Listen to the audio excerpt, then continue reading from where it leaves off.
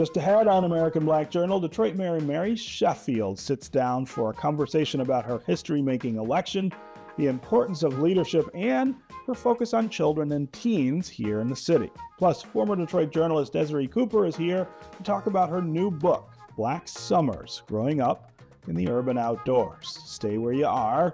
American Black Journal starts right now. Across our Masco family of companies, our goal is to deliver better living possibilities and make positive changes in the neighborhoods where we live, work, and do business. Masco, a Michigan company since 1929. Support also provided by the Cynthia and Elsa Ford Fund for Journalism at Detroit PBS.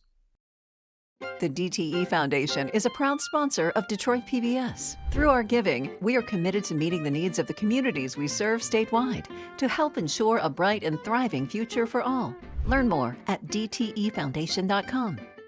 Also brought to you by Nissan Foundation and viewers like you. Thank you.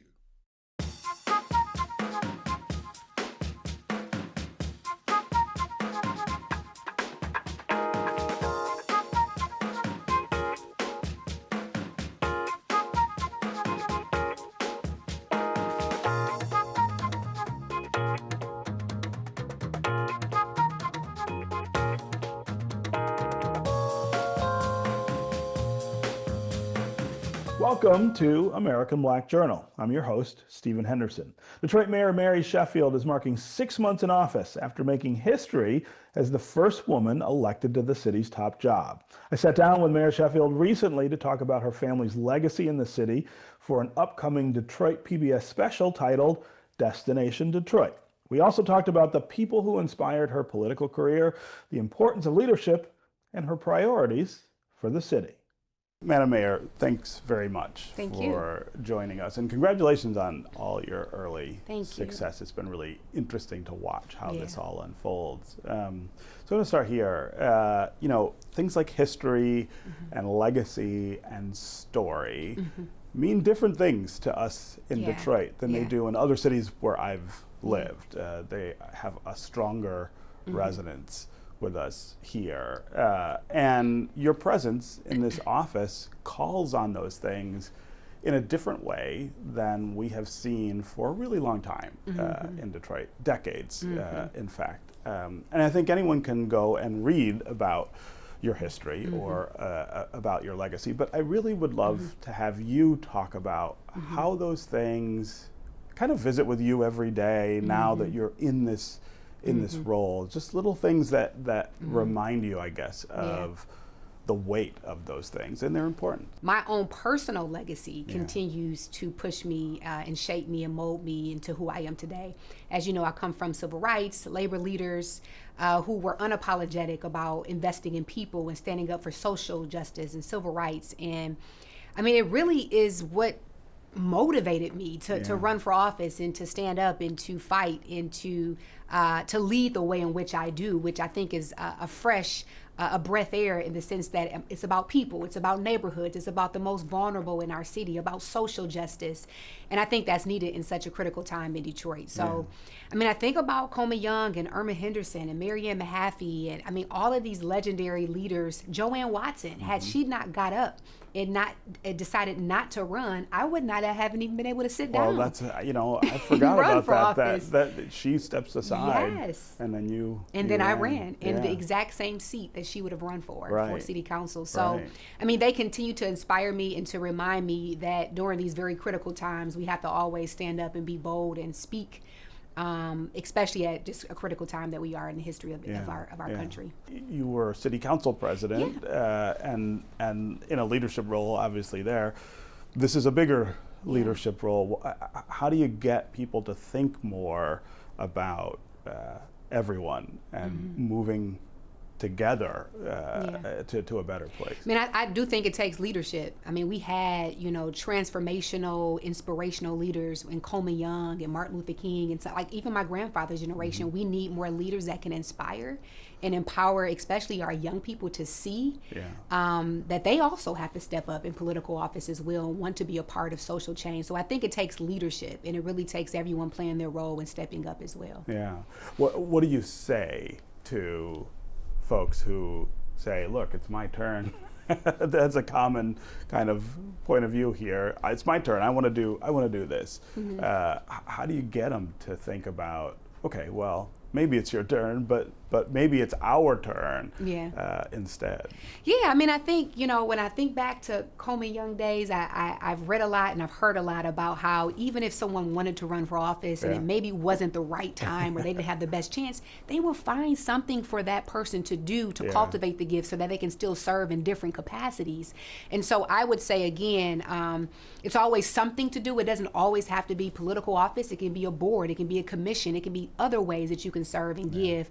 But I think we have to be more strategic in how we are electing people to office to have a greater impact on the overall political power in Detroit, the state, and in the country, to be quite honest. Yeah. You have had a real focus in the early part of your administration on young people here in Detroit. Things like RX Kids, which I think is a phenomenal program. And now we have that citywide in Detroit, this idea of supporting every pregnant woman in a way that will lead to the sort of successful first year of her child and sort of on from there. You've also talked a lot about older young people, teenagers and things. That seems to me, again, to call back to that history and that legacy, because that's the future. And that's what we've got to kind of invest in. No, I agree. I mean, and then as the youngest ever elected to city council at 26, I feel like it's an obligation and a duty for me to invest and to represent for our young people. And so it comes from our legacy, but I think also, again, making history as the youngest person on city council, I just feel like it's a duty of mine to invest and to support our young people. And I have to be honest, I mean, our young people are looking for, attention and support and investment in a way that we haven't seen before. And so I'm very proud of the approach that this administration has taken, incorporating young people in all of our policies and programs and ensuring that we're investing directly in them. You've also had this real focus on, social service and social safety net, I think, in the city, which has been really tattered for a long time, partially because of funding challenges, but also because of priority.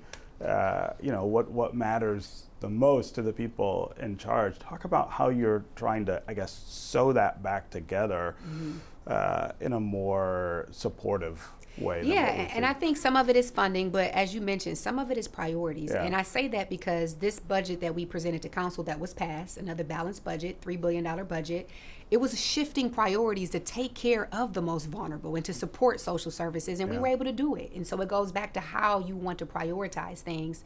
But I believe that, in order for Detroit to really rise, in order for us to continue the momentum and the growth, we have to start investing in people, building our middle class, raising the incomes of Detroiters. In order for Detroit to reach its next step, we have to invest and raise the incomes of the most vulnerable in our city. And so I am very passionate about that because, again, we don't want to grow a city where most of our residents don't benefit. Don't have we any, want them to benefit any from real it as well. Stake in it. Yes.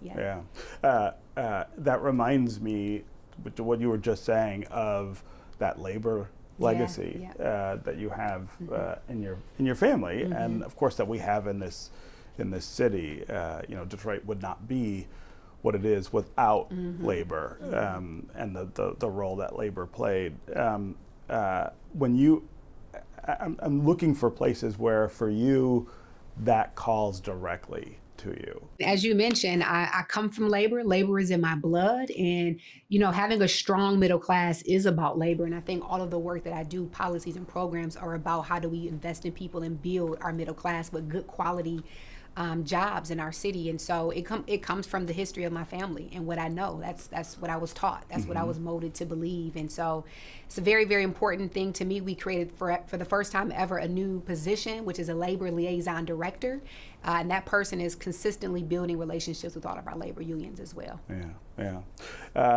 Challenges. It's early. And, I think you need time to figure out where things are and what you want to do, but the kind of things that you see that will push us in the next couple of years to do these things and to refocus the way that you have on the things that call to that legacy. Yeah.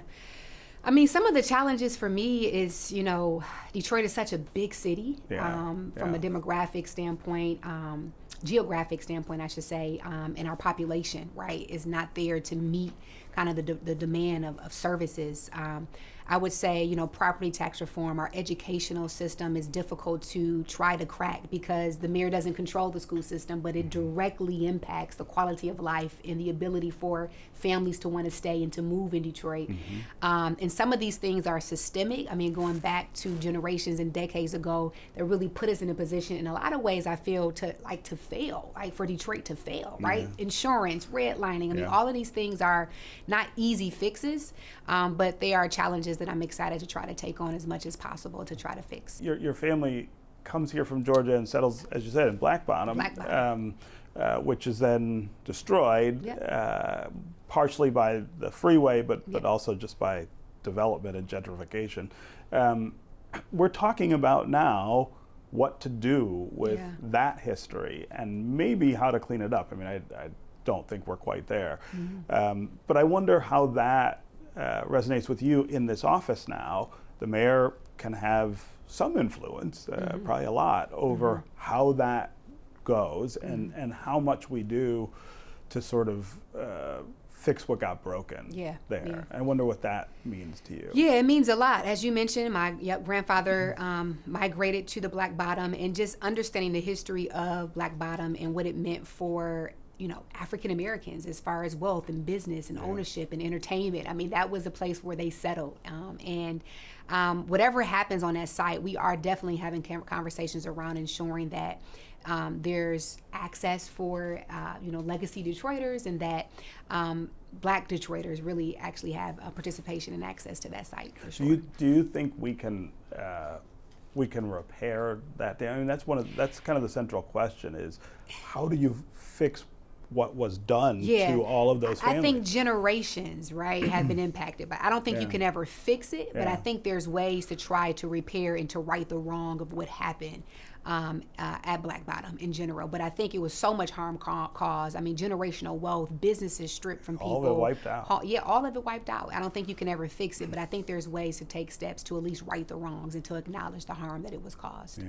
My grandfather and your grandfather were friends, and they worked together at the UAW. And I've seen pictures of them, not just here with Walter Reuther and other folks, but I've seen pictures of them in the White House with presidents and in other places. I mean, I've seen pictures of them in Africa together, spreading that message about the importance of labor, but also the importance of the African American role in labor, which develops here in Detroit.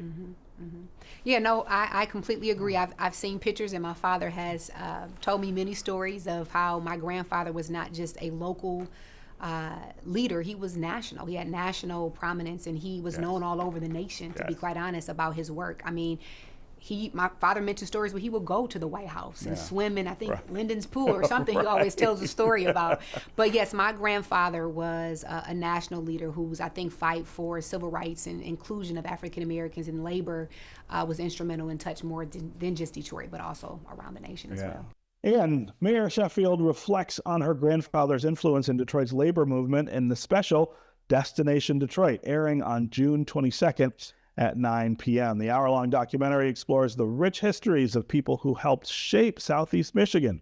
Detroit PBS invited residents to share stories of how their families came to the area and the lives they built here. Here's a preview. Detroit's iconic train station, full of history, American history. Some called it the Ellis Island of the Midwest. My family came to Detroit via my grandmother. People sharing their migration stories. She came from Natchez, Mississippi. She came on train. Everybody comes from somewhere. But why come here? Watch Destination Detroit.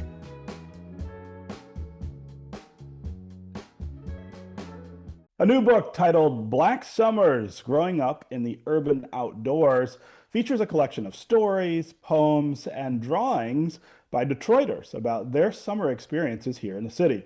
The anthology explores the struggles, the joy, and the resilience of African Americans navigating summer fun in Detroit's public spaces. Yours truly is one of the contributors. The editor of the anthology is award-winning author and journalist Desiree Cooper. I am pleased to have her as our guest here on American Black Journal. Desiree, it's always great to see you. Welcome back to the show. It's so good to see you. Thanks for having me. Yeah. So I of course love this anthology, and you and I have talked about it now for a very long time. But I don't think I know the answer to the question about how you came up with this as an idea, this idea of summer, summer in Detroit, and the experiences that we as African Americans have that are very distinct from other folks here in Detroit in the summers. What sort of piqued your curiosity here about this subject? Yeah, so the book is dedicated to the memory of Sarah Elizabeth Ray. Hmm. And she was the woman that not many Detroiters know about. She integrated the Boblo boat. So that iconic summer experience for Detroiters, the Boblo boat, people remember being there with family, with people from all walks of life, it being integrated. Well, it wasn't always the case. And in 1948, she won a U.S. Supreme Court decision that opened up the Boblo boat for everyone. And so part of me, I had been doing a lot of work around her history and telling her story. And I just sort of had this question of, what if she was around now? How would she feel about the liberties and the freedoms that we are experiencing now compared to 1948? Well, I shouldn't say now because it's a little precarious now. Right, we're not sure. Um, We're not sure, right? but to my point, or would she say, "Wow, I would have thought we would have come further," or "I Yeah. would have thought things would be much more different." And so I said, "Why not ask current Detroiters about what their core summer memories are or experiences are, and how it's shaped by race Yeah. still today?" Yeah, yeah. One of the things about this collection that I think is really important to note is, uh, like all things Black, uh, it represents this incredible breadth Mhm. of experience, of emotion, of thought and understanding. It's not one thing. It's not many things, it's all things. And there's something, I think, kind of intrinsic about the African American experience and noting that it is all things rather than a set of things or one things, which I think Mhm. it too often gets reduced to that. Right. And I did, I reached out and got writers who were 16, teenagers when they started. This was a Mhm. 3-year project, so Mhm. people aged out of those groups during the process. And I think the oldest writer was 74 at the time when they offered the essay. So I purposely tried to get a range in terms of that, in terms of geography. And I will agree with you that everyone brought their own lives to the table, right? But at the same time, there is the specter of race that is common. And then their reactions were individual, and how it played out for them in their lives is individual. So one of my hopes was exactly as you're saying, and that is that across the nation, people can read a book like this and find themselves in it, no matter Yeah, who they are. yeah, They can remember bike riding in the summer, or the pools in the summer, or the fishing in the summer. Um, but there's also going to be aspects of it that they'll say, I never thought of, or that they will feel validated Hmm. that their summer experiences, which haven't really been widely portrayed or are not part of the usual nostalgia around summer, are included in these pages. Yeah, yeah. The aspect of memory Mhm. here, I think, is also really key. The way that for us as African Americans, memory plays a different role often in our lives in terms of how we come to the places we are, or how we think of the world. That's another theme that I think is so strong in the book. Stephen, when I came to you and I said, I have this idea and I'm wondering if you would be willing to contribute, you did not hesitate. And you know what you said to me? You said, I have a story that I've always wanted to tell and I've Hmm. never told. Hmm. So get the book Yeah. and hear the story that Stephen has been holding in. But I will tell you this much about that story, um, that it explores what racial trauma does to a person, especially when they meet it out of nowhere as a child. And I do feel that in this day and age, when we have now sort of been re-traumatized in real time with Black Lives Matter, with the protest in Minnesota and ICE, we're horrified by these things. And many people are saying, I can't watch anymore. I feel traumatized. Well, dial it back, right, to the pre-civil rights era or before the rebellion in Detroit or during the rebellion in Detroit. And one thing that I realized is that Detroit had a trauma Mm. that we have not quite, we don't talk about it as trauma, Yeah, first of all. And so, of course, it hasn't healed. right. Right. So there may be an aspect of that too. And I appreciate you sharing a story that really helps us open that up. Yeah, yeah. I mean, without spoiling the chance for people to read it, I mean, I will say that it's a story about the first time I was made aware of the history of racism and discrimination in this country, and I was a very small child, and I think that's a very common experience, of course, for African Americans. And I had never told that story before. You're right, and I think that's also common that for a lot of Mhm. us, it's just a story we carry with us in our minds and in our hearts, but that we don't necessarily share with the world. I think that's part of what I was trying to bring out in every essay, and that is our brains will take these experiences and either forget them, downplay them, and we have had a survival instinct as a people to hold on to the joy, to hold on to the happy, to hold on to the fun. And so that's definitely in the essays. Um, but it's a moment where we can bring to the fore also the pain that coexisted, you Yes. know. So it's not a Pollyanna collection of we had a good time. One thing I purposely did not want was writers that would say, we played until the streetlights went off or came on, or everybody in the neighborhood got along and Yeah. everybody parented us, blah, blah, blah. Okay, that is our nostalgia, and it's true. It's true.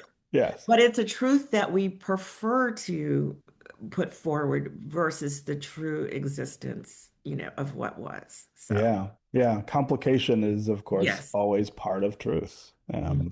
So I want to talk about the cover because everyone I've run into who's seen the book or heard about it is raving about the cover. Talk about that image and how you chose it. Well, I do want people to understand that this is a Detroit production through and Yeah, through. all the It's way, right? it's out of Wayne State University Press. All of the contributors have either were raised in Detroit or currently still live in Detroit. And the cover is from Detroit artist Sangor Reed, who gave us permission to use his artwork as a basis for the cover. And you wouldn't believe when you see the whole artwork. You'd have to Google it. It's called Make Way for Tomorrow. And it's like a collage of images around a pool with black family having a great time. And so we isolated this one image the designer did, who the designer Crystal Marshall, also black, Mhm. isolated that image because man, either that kid is being thrown into a pool Right. or that Right. kid is jumping in with huge abandon. And Yeah. isn't that sort of like the joy and then the scariness, the wow, Yeah. that can really paint our experiences in the summertime. Yeah, yeah. No, it's a great color. It's a great cover. I have, of course, a little card of it here at the house. So people have been asking me about it for several months now. So now they have the answer. All right, Desiree Cooper, wonderful work here with the book. Not just because I'm in it, but the whole thing, of course. It's more wonderful because you were able to participate, That's and we sweet are of you happy to say. about that. Yeah, but thanks so much for joining us here on American Black Journal. Thank you. That'll do it for us this week. You can find out more about our guests at AmericanBlackJournal.org, and you can connect with us anytime on social media. Take care, and we'll see you next time.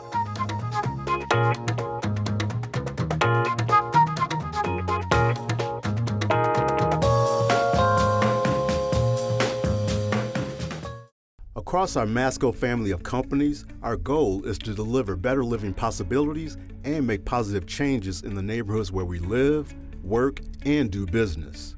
Masco, a Michigan company since 1929. Support also provided by the Cynthia and Elsa Ford Fund for Journalism at Detroit PBS. The DTE Foundation is a proud sponsor of Detroit PBS. Through our giving, we are committed to meeting the needs of the communities we serve statewide to help ensure a bright and thriving future for all. Learn more at dtefoundation.com. Also brought to you by Nissan Foundation and viewers like you. Thank you.